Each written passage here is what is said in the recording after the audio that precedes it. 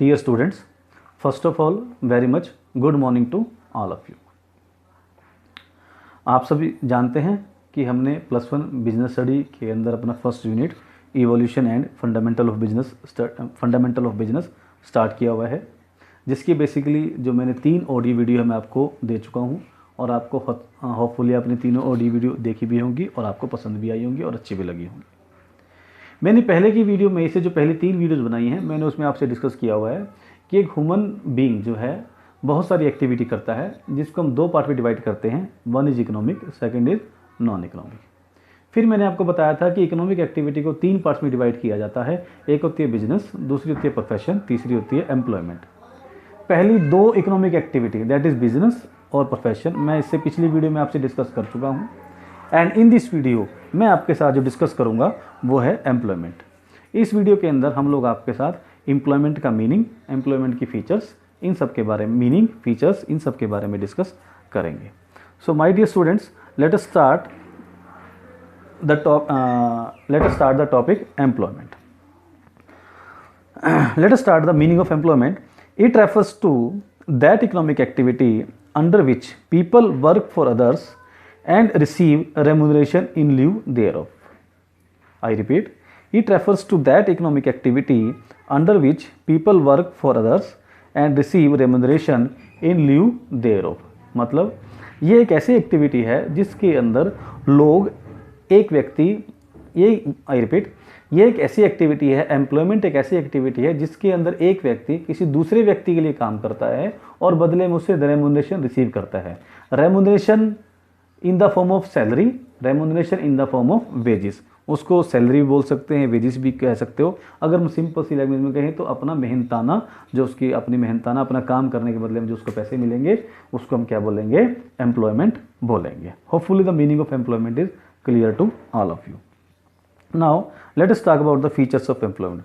Features of employment. My dear students, the features of employment are very easy and important from exam point of view also. Let us discuss this one by one. सबसे पहली जो features है इसमें वो है हमारे पास services to other. The first important features of employment is the service of others.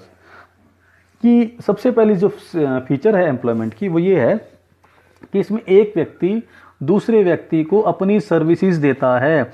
एक services का मतलब उसको सेवा करता है। एक व्यक्ति दूसरे, एम्प्लॉयमेंट के अंदर एक व्यक्ति दूसरे व्यक्ति का काम करता है। आप दूसरे शब्द अदर वर्ड्स में कह सकते हो कि दूसरे व्यक्ति की सेवा करता है। Second point is personal services. In fact an employ has to provide services himself. In other words he can not get services from somebody else in his place. मतलब क्या है कि मान लो जी किसी व्यक्ति को सर्विस में अपॉइंट किया, मान एक व्यक्ति मिस्टर ए ने बी की सर्विस कर ली, मतलब बी जो है वो एम्प्लॉयर है और ए जो है उसका एम्प्लॉय है। अब ए को जो काम सौंपा गया है वो ए जो है एम्प्लॉय है और बी जो है उसका एम्प्लॉयर है। मैं फिर रिपीट कर रहा हूँ, ए एम्प्लॉय है, ए सर्विस कर रहा है और बी जो है उसका एम्प्लॉयर है, उसने सर्विसेज दी हैं। तो ए जो एम्प्लॉय है वो यहाँ पर खुद ही काम करेगा। ऐसा नहीं कि जैसे बी ने ए को काम दे दिया और ए आगे वो काम किसी और को दे दे, नहीं, ऐसा नहीं होगा। ए को वो काम खुद ही परफॉर्म करना पड़ेगा। वो अपने काम की जगह, अपने काम के लिए किसी दूसरे को अपॉइंट नहीं कर सकता। This is called personal services. Third is agreement.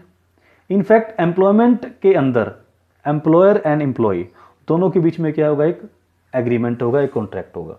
वो कॉन्ट्रैक्ट क्या हो सकता है? ओरल भी हो सकता है, रिटन भी हो सकता है। और उसी कॉन्ट्रैक्ट के बेस के ऊपर जो एम्प्लॉय है वो अपनी सर्विसेज देगा और जो एम्प्लॉयर है वो उसकी सर्विसेज के बदले में उसको वेजेस, सैलरी, रेमुनरेशन उसका डिसाइड, कमीशन, फीस वगैरह डिसाइड करेगा। फोर्थ पॉइंट की बात करते हैं तो servant. In fact in employment employ is a servant of his employer. Employ क्या है? अपने एम्प्लॉयर का एक तरह का सर्वेंट है और उसको उन सभी ऑर्डर्स को मानना, उस सभी ऑर्डर्स को फॉलो करना उसकी ड्यूटी है, जो भी उसका एम्प्लॉयर उसको ऑर्डर करता है। फिफ्थ पॉइंट की बात करते हैं, नो नीड ऑफ कैपिटल। जो इसमें स्पेशल बात यह है कि एम्प्लॉयमेंट के अंदर कभी भी कैपिटल की जरूरत नहीं होती, क्योंकि सारी की सारी कैपिटल मतलब पूंजी मतलब पैसा, कि सारी की सारी कैपिटल जो कौन लगाता है? एम्प्लॉयर लगाता है। एम्प्लॉय को केवल वहाँ पे आगे उसको एम्प्लॉय को केवल वहाँ पे काम करना है, उसको कोई पैसा लगाने की जरूरत नहीं है। सिक्स्थ पॉइंट की बात करते हैं, नो रिस्क। यहाँ पर एम्प्लॉयमेंट के अंदर जो एम्प्लॉय है उसका कोई रिस्क नहीं है। उसको सिर्फ अपना काम करना है और अपने काम के बदले में उसको जो जो उसने सर्विसेज दी, जो उसको ऑर्डर दिए गए हैं, अपनी जो उसको ड्यूटी दी गई है वो अपनी ड्यूटी पूरी करनी है और अपनी ड्यूटी के बदले में उसको at the end of the month उसको सैलरी मिल जाएगी। अब उसकी एक्टिविटीज़ से कंपनी को क्या फ़ायदा हो रहा है, एम्प्लॉयर को क्या फ़ायदा हो रहा है, कम फ़ायदा हो रहा है, ज़्यादा फ़ायदा हो रहा है या नुकसान हो रहा है, इससे एम्प्लॉय को कोई मतलब नहीं है, ना ही एम्प्लॉय को इससे कोई अफेक्ट पड़ेगा। मतलब उसका कोई नुकसान नहीं है, उसकी जो फिक्स्ड रेम्यूनरेशन है, फिक्स्ड सैलरी है, उसको मिलेगी ही मिलेगी। 7th point, nature of employer. अब यहाँ पे क्वेश्चन उठता है कि एम्प्लॉयर कौन हो सकता है।